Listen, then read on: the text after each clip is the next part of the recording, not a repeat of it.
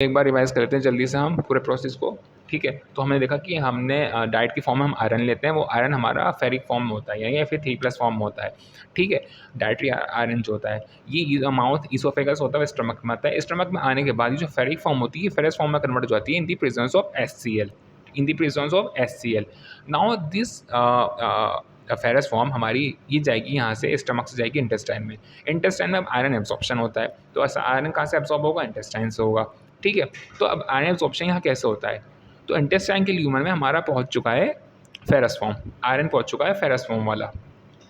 अब यहाँ पे क्या होता है, ये हमारे 2 ट्रांसपोर्ट प्रोटीन्स देखने को मिलते हैं हमारे। पहले हमें DMT देखने को मिलता है, ठीक है, और DMT1, this is the DMT1, ठीक है। DMT देखने को मिलता है, दूसरा हमारा देखने को मिलता है फेरोपोर्टीन। ये 2 ट्रांसपोर्ट प्रोटीन है। DMT1 जो है ये आयरन को ट्रांसपोर्ट करते हैं ल्यूमन से एंटेरोसाइट्स के अंदर, सेल्स के अंदर, और जो फेरोपोर्टीन होता है वो आयरन को एक्सपोर्ट करता है from cells to the circulation, from cells to the blood circulation. सही है। इस तरह से आयरन का एब्जॉर्प्शन होता है from intestine to the blood. Absorption के टाइम पे, एब्जॉर्प्शन के दौरान पे जब आयरन हमारा एब्जॉर्ब हो रहा है इंटेस्टाइनल ल्यूमन से ब्लड के अंदर, ब्लड सर्कुलेशन में, तो यहाँ पे 2 चीज़ें देखने को मिलती हैं। पहली चीज़ तो हमने देखी कि यहाँ पे 2 ट्रांसपोर्ट प्रोटीन है, DMT और फेरोपोर्टीन, जिन्होंने आयरन को एब्जॉर्ब किया from lumen to cells and then cells to blood circulation.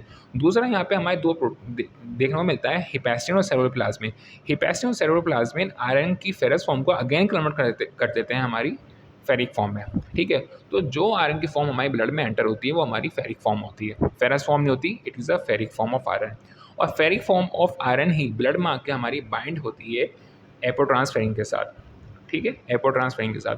अब जब ये फेरस फॉर्म, जब ये आयरन हमारा एंटर कर जाता है ब्लड के अंदर, तो ब्लड में हमारे प्रोटीन्स होते हैं, ब्लड में हमारे कुछ प्रोटीन्स घूम रहे होते हैं जिनका नाम होता है एपोट्रांसफेरिन।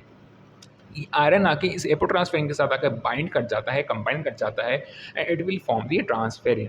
It will form what? It will form the transferrin. So transferrin is the transport protein, it is a transport protein. अब ये ट्रांसफेरिन आयरन को ट्रांसपोर्ट करेगा बॉडी में, सेल्स में, टिश्यूज़ में, जहाँ भी आयरन को जाना है, आयरन ट्रांसफेरिन की फॉर्म में ही बॉडी में मूव करता है, ठीक है, सर्कुलेट करता है। सही है। अब ब्लड से होता हुआ, अब ब्लड से ये आयरन पहुँचेगा हमारा टिश्यूज़ में, ठीक है, और टिश्यू से ये आयरन हमारा ये ट्रांसफेरिन पहुँचेगा हमारा सेल्स में, ठीक है। ब्लड, टिश्यू, सेल्स में, सही है। सेल्स में आने के बाद क्या होगा? सेल्स में हमारे कुछ रिसेप्टर्स होते हैं, सेल्स में हमारे कुछ रिसेप्टर्स होते हैं, सरफेस पे रिसेप्टर्स लगे होते हैं जिनका नाम होता है ट्रांसफेरिन रिसेप्टर। इन ट्रांसफेरिन रिसेप्टर से आके हमारा ट्रांसफेरिन बाइंड कर जाता है, ट्रांसफेरिन बाइंड कर जाता है, और बाइंड करने के बाद अब ये एंटर करेगा सेल के अंदर, ये एंटर करेगा सेल के अंदर। ट्रांसफेरिन जब आगे हमारे रिसेप्टर के साथ बाइंड कर जाता है, इन रिसेप्टर्स का नाम होता है ट्रांसफेरिन रिसेप्टर, जिनके साथ आके ट्रांसफेरिन ये बाइंड करता है। बाइंड करने के बाद ये फॉर्म करेगा कॉम्प्लेक्स, जिसे हम बोलते हैं transferrin receptor complex, transferrin receptor complex. अब ट्रांसफेरिन रिसेप्टर कॉम्प्लेक्स जो होता है हमारा, वो बाय द प्रोसेस ऑफ, अब क्या होगा, ट्रांसफेरिन रिसेप्टर कॉम्प्लेक्स हमारा by the process of endocytosis enter करेगा एंडोसोम के अंदर, एंटर करेगा एंडोसोम के अंदर।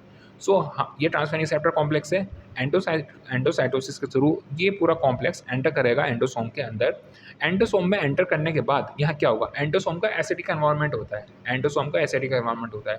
इस एसिडिक एनवायरनमेंट की वजह से 2 चीज़ होंगी। सबसे पहले तो डिसोसिएशन होगा आयरन का इस कॉम्प्लेक्स से, सबसे पहले क्या होगा, डिसोसिएशन होगा आयरन का, यानी कि आयरन अलग हो जाएगा, एपोट्रांसफेरिन और रिसेप्टर अलग हो जाएंगे, सही है। तो सबसे पहले देखने को मिलेगा, सबसे पहले हमारा हम देखेंगे डिसोसिएशन, सबसे पहले हम देखेंगे डिसोसिएशन। डिसोसिएशन में क्या होगा, हमारा आयरन हमारा अलग हो जाएगा, एपोट्रांसफेरिन और रिसेप्टर हमारे अलग हो जाएंगे, ठीक है। जब ये आयरन यहाँ से अलग होता है तो आयरन फ़ौरन से कन्वर्ट हो जाएगा फेरस फॉर्म में। ये आयरन यहाँ पर अभी फेरिक फॉर्म में था, अभी कन्वर्ट हो जाएगा हमारा फेरस फॉर्म में, ठीक है। क्यों हुआ? एंडोसोम के एसिडिक एनवायरनमेंट की वजह से, एंडोसोम के एसिडिक एनवायरनमेंट की वजह से ही डिसोसिएशन हुआ। एंडोसोम के एसिडिक एनवायरनमेंट की वजह से ही आयरन का फेरिक फॉर्म से फेरस फॉर्म में कन्वर्जन हुआ। अब ये फेरस फॉर्म जो है आयरन की, ये एंटर कर जाती है into the cytoplasm of the cell, और जो हमारा एपोट्रांसफेरिन था वो रिसेप्टर के साथ जो अभी भी बाइंड है, वो हमारा मूव आउट कर जाएगा बाहर की तरफ, ठीक है, वापस से सेल के बाहर, सेल सरफेस के ऊपर चला जाएगा वो। अब सेल के साइटोप्लाज्म में क्या एंटर हुआ, सेल के साइटोप्लाज्म में सिर्फ और सिर्फ हमारा आयरन एंटर हुआ, ठीक है। आयरन एंटर हुआ, फेरस फॉर्म आयरन की एंटर हुई। इसके बाद क्या होगा सेल्स के अंदर, सेल के अंदर आयरन के आने के बाद सेल के साइटोप्लाज्म में एक और प्रोटीन होता है, ठीक है, जिसे बोलते हैं हम एपोफेरेटिन। ये आयरन आके इस एपोफेरेटिन के साथ बाइंड कर जाता है and it will form the ferritin, and ferritin is the storage form of the iron. Ferritin is the storage form of the iron. This is the form, this is the only form जिसमें हमारा iron cell के अंदर आके store होता है। So iron हमारे cell के अंदर आके स्टोर होता है in the form of the ferritin, ठीक है। साइटोप्लाज्म में एंटर होने के बाद ये आयरन जो कि फेरस फॉर्म में है, ये बाइंड करेगा एपोफेरेटिन के साथ, जो कि हमारा एपोफेरेटिन के साथ, और फॉर्म कर लेगा ferritin, and ferritin is the storage form of the iron. Ferritin किससे मिलकर बना हुआ है, फेरेटिन मिलकर बना हुआ है आयरन प्लस एपोफेरेटिन। ओके, सो ये था हमारा आयरन के मेटाबॉलिज्म के बारे में।